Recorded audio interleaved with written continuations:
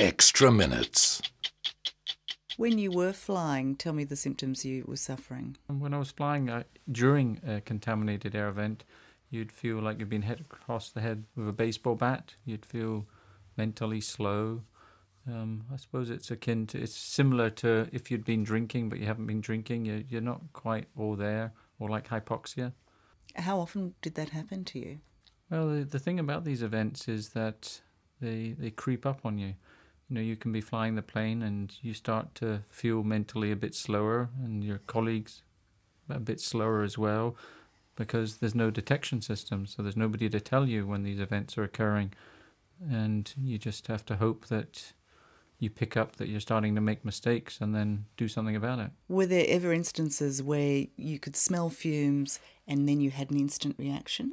There's times when you smell the fumes, but the really important point here is that when you smell the fumes, your ability to detect them is going very quickly. So literally within a few minutes, you may feel that the fumes have gone, but they haven't, and that's the killer.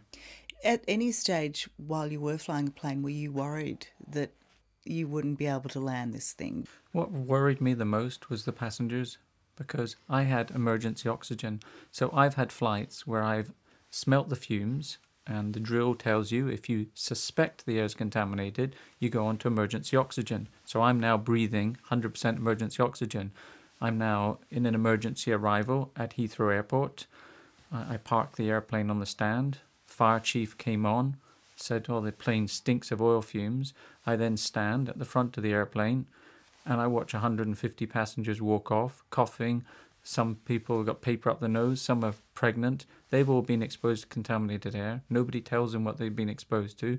Nobody cares what happens to them long term. I think it's a disgrace.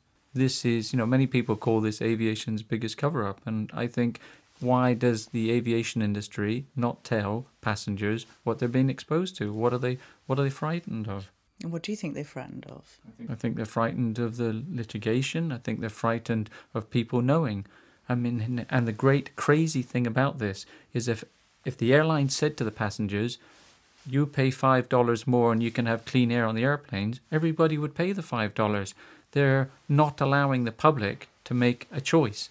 And I think that the public should be given air that's clean on airplanes to breathe, and they shouldn't be kept in the dark on this.